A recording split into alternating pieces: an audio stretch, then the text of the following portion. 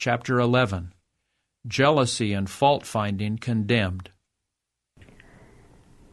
It pains me to say that there are unruly tongues among church members.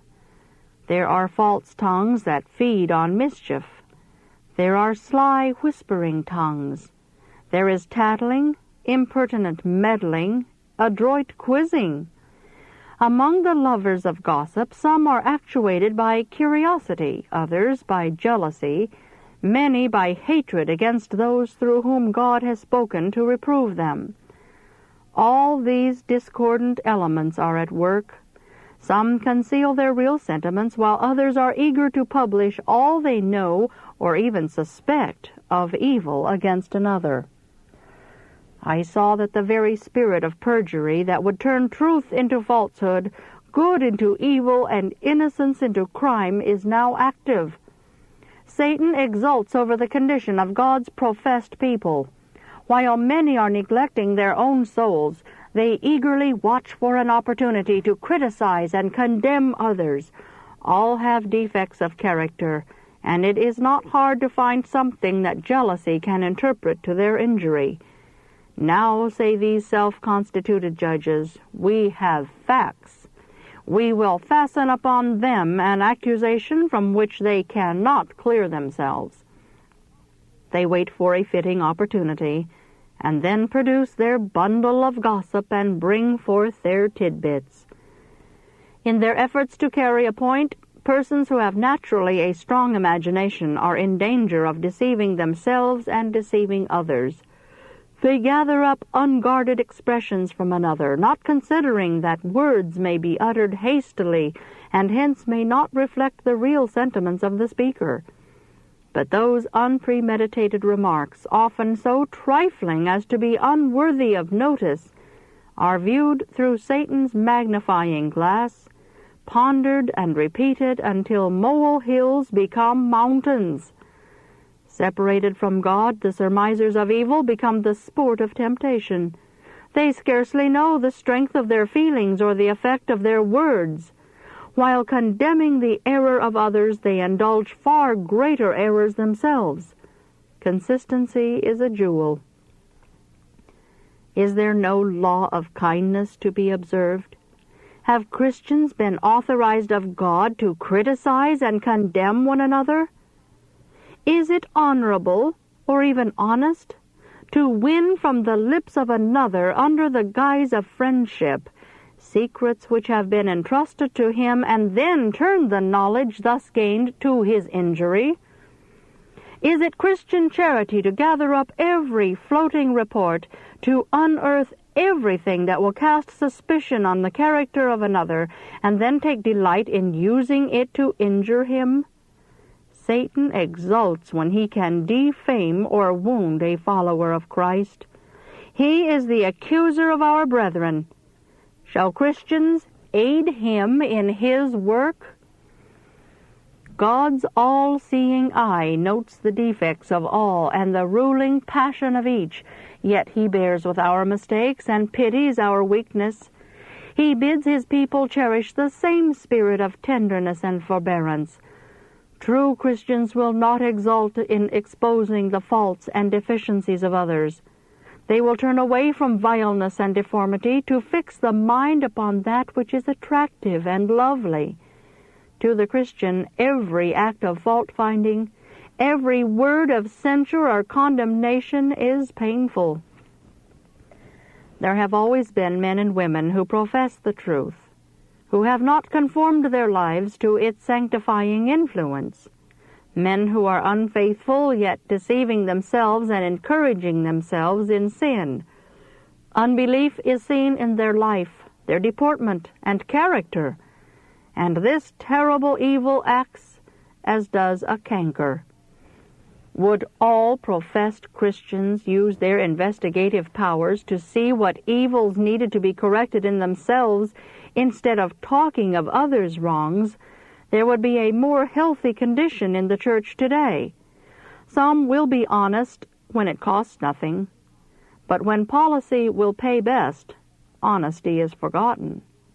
Honesty and policy will not work together in the same mind.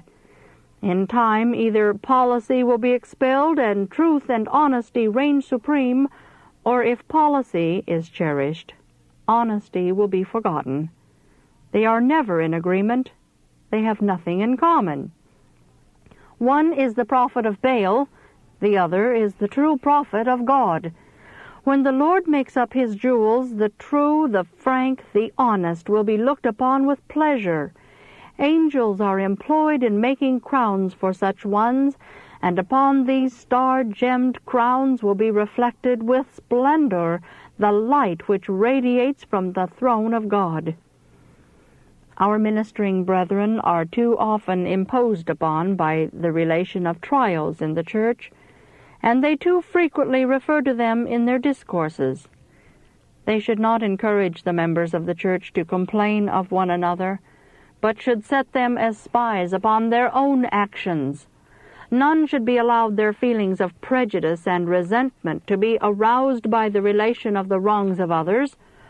All should wait patiently until they hear both sides of the question, and then believe only what stern facts compel them to believe. At all times, the safe course is not to listen to an evil report until the Bible rule has been strictly carried out. This will apply to some who have worked artfully to draw out from the unsuspecting matters which they had no business with and which would do them no good to know. For your soul's sake, my brethren, have an eye single to the glory of God. Leave self out of your thoughts as much as possible. We are nearing the close of time. Examine your motives in the light of eternity. I know you need to be alarmed. You are departing from the old landmarks.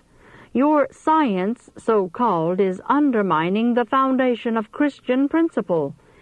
I have been shown the course you would surely pursue should you disconnect from God. Do not trust to your own wisdom. I tell you, your souls are in imminent peril. For Christ's sake, search and see why you have so little love for religious exercises. The Lord is testing and proving his people. You may be just as severe and critical with your own defective character as you please, but be kind, pitiful, and courteous toward others. Inquire every day, am I sound to the core, or am I false-hearted? Entreat the Lord to save you from all deception on this point. Eternal interests are involved. While so many are panting after honor and greedy of gain, do you, my beloved brethren, be eagerly seeking the assurance of the love of God and crying, "Who will show me how to make my calling and election sure?" Satan carefully studies the constitutional sins of men, and then he begins his work of alluring and ensnaring them. We are in the thickest of temptations, but there is victory for us if we fight manfully the battles of the Lord. All are in danger, but if you walk humbly and prayerfully, you will come forth from the proving process more precious than fine gold, even than the golden wedge of Ophir. If careless and prayerless, you will be as sounding brass and a tinkling cymbal. Some have become almost lost in the mazes of skepticism. To such I would say, lift your mind out of that channel, fasten it upon God. The more closely faith and holiness bind you to the Eternal One, the clearer and brighter will the justice of his dealings appear to you. Make life, eternal life, the object of your pursuit. I know your danger. If you lose confidence in the testimonies, you will drift away from Bible truth. I have been fearful that many would take a questioning, doubting position, and in my distress for your souls I would warn you. How many will heed the warning? As you now hold the testimonies, should one be given crossing your track, correcting your errors, would you feel at perfect liberty to accept or reject any part or the whole? That which you will be least inclined to receive is the very part most needed. God and Satan never work in co-partnership. The testimonies either bear the signet of God or that of Satan. A good tree cannot bring forth corrupt fruit, neither can a corrupt tree bring forth good fruit. By their fruit ye shall know them. God has spoken. Who has trembled at his word?